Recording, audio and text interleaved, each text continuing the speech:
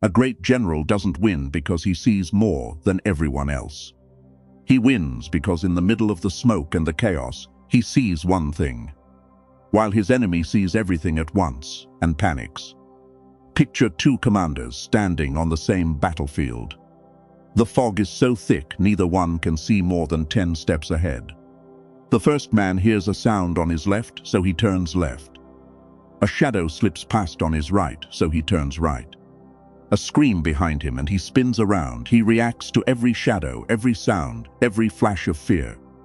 And while he's spinning like a puppet, his army falls apart around him. The second man stands still, same fog, same sounds, but he doesn't turn his head for every shadow. He chose his direction before he ever stepped into the fog.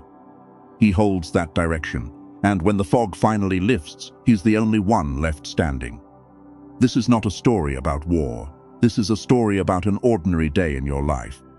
Because you are living inside fog, every waking hour, you're surrounded by noise, notifications, headlines, arguments that aren't yours, outrage that was manufactured to make you turn your head and look. And just like that first commander, you turn for every single shadow. You call it staying informed. You call it staying connected. You call it being busy. It isn't busy. It's a slow defeat, happening 1 second at a time, right inside your own skull. Let me be honest with you for a second. Every major failure in your life began at the same moment. The moment you let something meaningless take your attention. That project you never finished, it didn't die because you lacked talent. It died because of 1,000 times you turned to chase a shadow. That body you never built, it isn't weak because you ran out of time. It's weak because your attention got drained, one small piece at a time, for years. The man you were supposed to become, you never met him. Because you never stood still long enough in the fog to see him. You're not lazy, you're not weak, you're not stupid. You just never gave yourself permission to stand still long enough to command yourself. And there are people who make a living keeping it that way. So let me say the thing almost nobody dares to say to you. There's a war you're losing every single day, and you don't even know it has started. And the enemy in that war is not your rival, it's not your boss, it's not the circumstances stacked against you. The enemy is the undisciplined version of yourself. The version that wakes up every morning and sits down to negotiate with its own weakness. The general doesn't negotiate with weakness. He gives orders. Today, I'm going to show you the mindset of the general. Not so you can rule other people, so you can take back command of the one piece of territory that was ever truly yours. The space between your own two ears, because a man who can't command his own attention can't command anything else in his life. And here's what I'm planting right now at the start. There's one question the people who built the fog around you are terrified of. They're terrified of the day you finally ask it. I'm going to hand you that question at the end of this video. And once you've asked it, the phone in your pocket will never have the same power over you again. Remember that. Now before we go any further, drop 4 words in the comments. I command my mind, type it. Then we go to war. Number 1, understand the fog. 500 years after Machiavelli. And 200 years before the phone in your hand. A Prussian military thinker named Clausewitz gave a name to the thing every general has to face. He called it the fog of war. He wrote that war is the realm of uncertainty, that 3/4 of the things a commander relies on to act are wrapped in a thick, shifting fog. Listen closely to this. He didn't say the winner is the man with more information. He said the winner is the man who keeps his clarity when nobody can see clearly at all. The average commander demands the whole map before he dares to move. The real general moves through the fog and still sees the one thing he needs to see. Now look at your own fog. It isn't smoke, it's a screen. There was a man named Herbert Simon. He wasn't a motivational coach. He was a scientist, an economist, a man who would later win the Nobel Prize. And back in 1971, when there were no smartphones, no social feeds, no glowing screen in your pocket, he saw all of it coming. He wrote a single sentence I want you to burn into your memory. A wealth of information creates a poverty of attention. Let that sink in. The more information that pours in, the more your attention runs dry. And Simon was the first man to name the world you're living in. He called it the attention economy. An economy, which means somebody is making money off it, which means your attention is currency, and every second you hand it to a screen, you're paying somebody else. Here's the cold truth: none of them want you to understand. In that economy, you are not the customer, you are the territory being fought over. Every app on your phone was built by people far more focused than you are. They hire psychologists, they hire behavioral scientists, they study exactly what makes your thumb swipe down on its own. And they aim all of that terrifying focus at one target. Breaking yours, because a distracted man is an easy man to steer. A man living in fog is a man who never sees where he's being led. Look at the man in your mirror, 20 tabs open and not one loop closed, ambitions he hasn't touched in months. The same paragraph read 3 times, because his mind keeps drifting to a notification that just lit up. That's not a lazy man. That's a commander turning his head for every shadow in the fog. Every notification is a shot fired into your fog just to make you flinch and look. And a general who flinches at every shadow has already lost before the battle begins. Now run this math: just once every hour you turn for a shadow dozens of times. Multiply that by 16 waking hours. Multiply that by the days in a year. Then multiply that by the number of years you've lived inside this fog. The number gets so large you don't want to look at it. That's how many times you've handed command of your life to a screen. And here's the coldest part. While you're standing lost in the fog, the people on the other side are not distracted. They are perfectly focused. All of their attention, all of their talent, all of their budget, aimed at one objective. Keeping you in the fog one more second, then one more, then one more. They aren't the enemy you can see. They're the enemy who designed the fog you're standing in. But the general has a weapon against fog. And that's number two, one drawer, one objective. There's a man in history who mastered his own attention at a level that almost doesn't seem human. People call him a conqueror. I want you to call him a master of focus, Napoleon. When historians take him apart, they always talk about the battles, the empire, the ambition. But there's something more frightening than any of that. The way he controlled his own mind. Napoleon once told one of his ministers a single sentence, and that sentence is an entire philosophy. He said, "Different subjects and different affairs are arranged in my head like in a cupboard. When I want to interrupt one train of thought, I shut that drawer and I open another. Shut this drawer, open another. Never 2 drawers open at the same time." A man who worked right beside him, who watched him with his own eyes, wrote this down.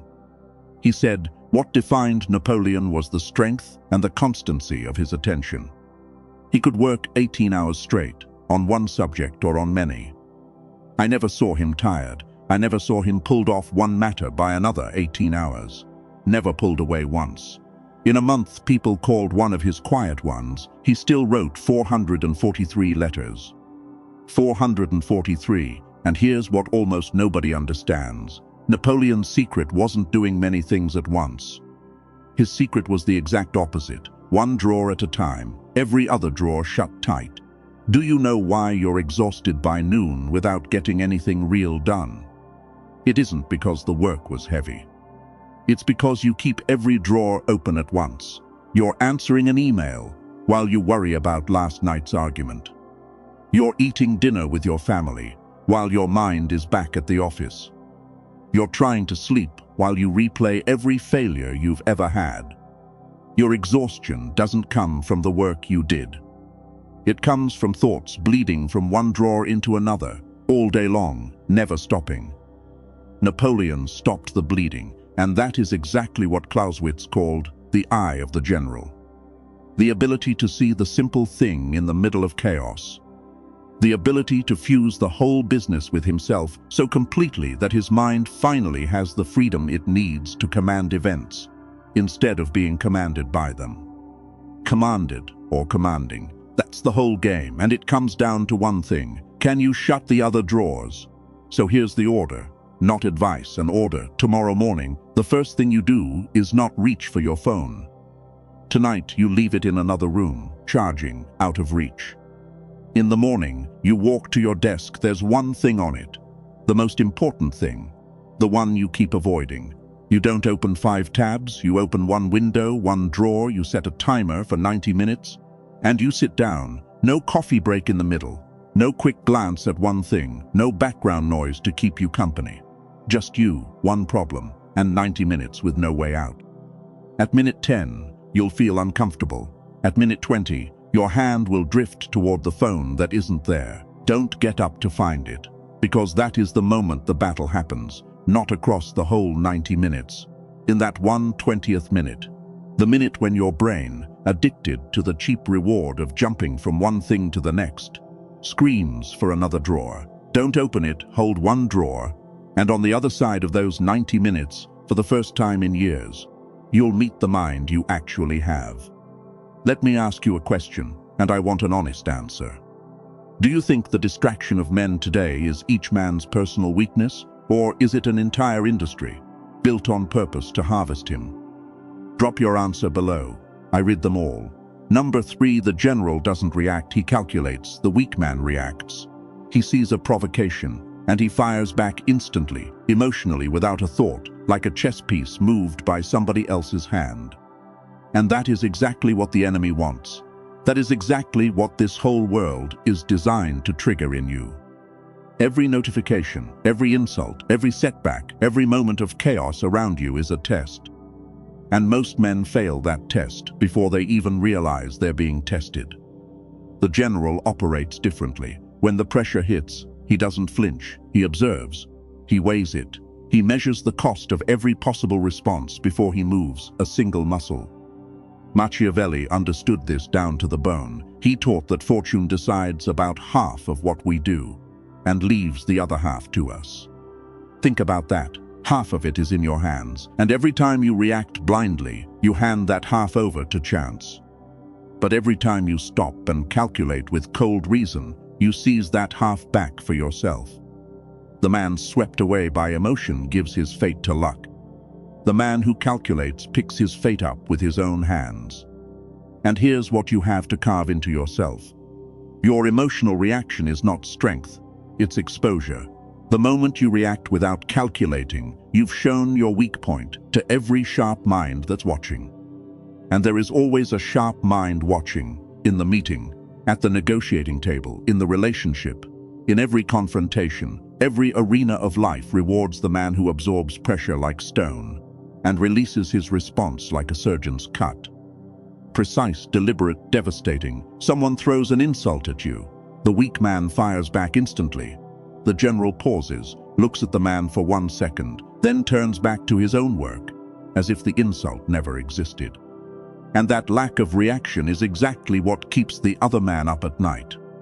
Because you didn't give him what he came for. You didn't give him your reaction. Picture it in your head. A man provokes you, and you don't move. A crisis hits, and you don't panic, you analyze. You lose money, and you don't scream, you recalculate. You get betrayed, and you don't shatter, you remember.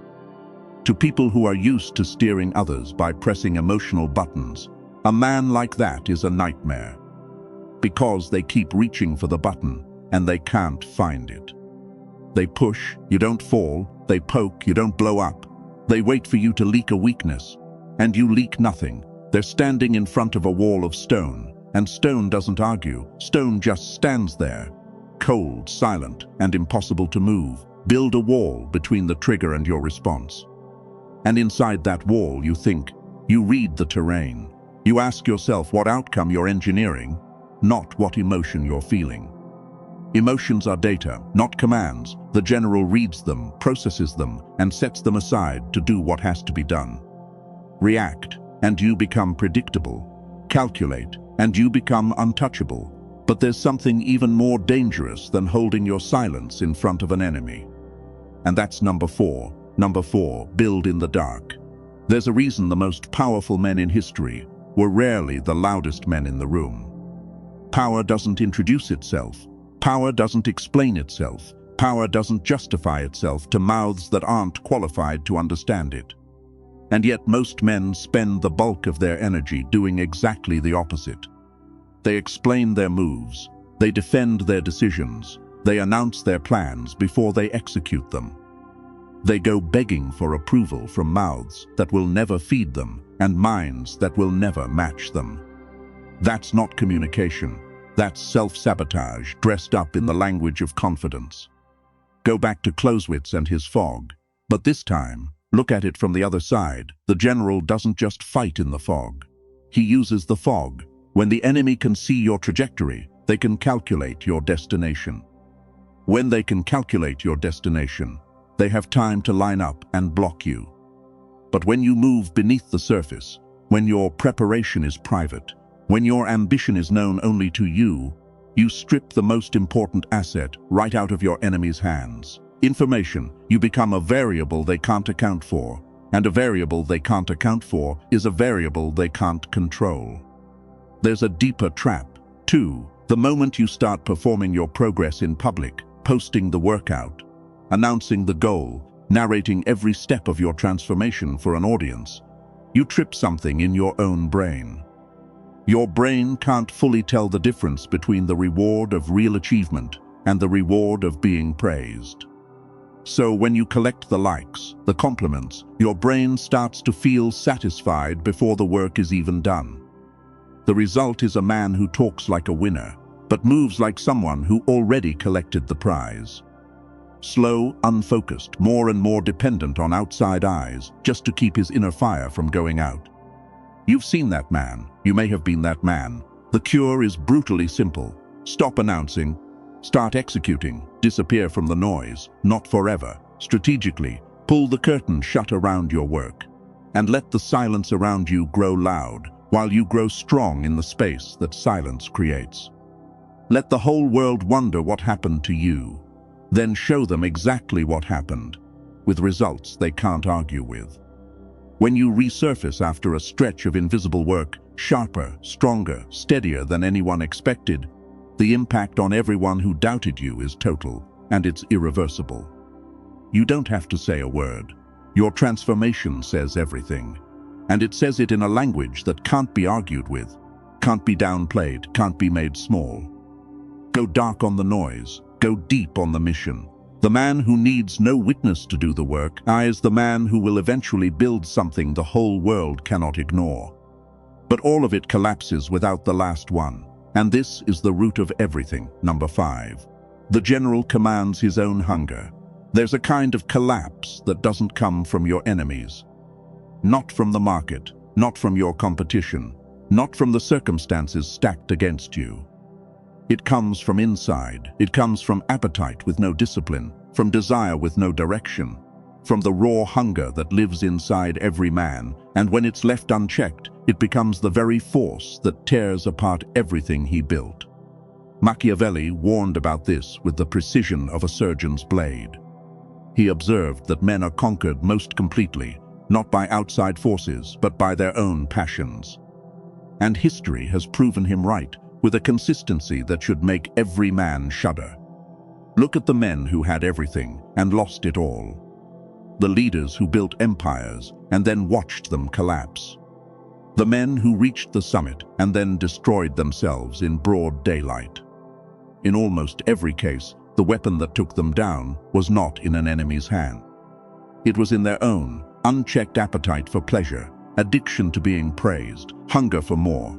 Faster, louder, bigger, with no internal architecture to carry it.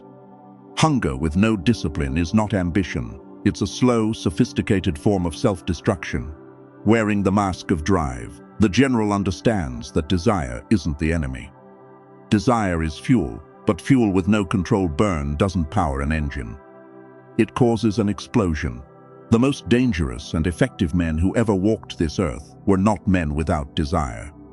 They were men who learned to chain their desire, aim it, throttle it, and release it only in the direction of the mission. They didn't kill the hunger, they turned it into a weapon. And here's where it all closes into a circle. Remember Napoleon and his drawers. They say that when he wanted to sleep, he shut all the drawers. all of them, and then he slept. That is total command over your own inner state.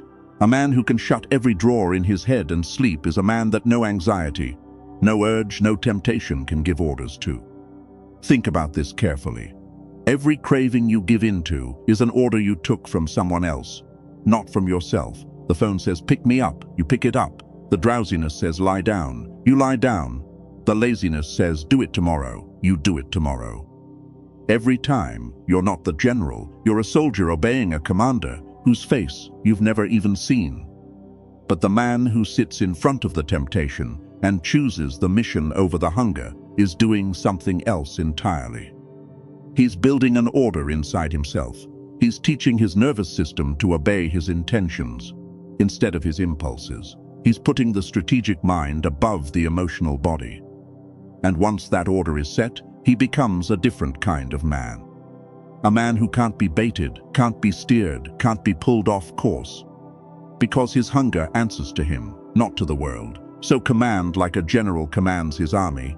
Look at the circle around you with the cold eye of a strategist. Does this relationship lift the mission up or water it down? Does this habit build my capacity or erode it? Does this environment produce the man I'm forging or keep dragging me back to the man I'm trying to destroy? These aren't cruel questions. They're necessary ones. Sentimentality is a luxury only losers let themselves afford. The man who refuses to lose can't carry passengers. Decide in advance. Decide in advance what you won't do, who you won't see, which door you won't open. Because willpower is finite, but structure is infinite.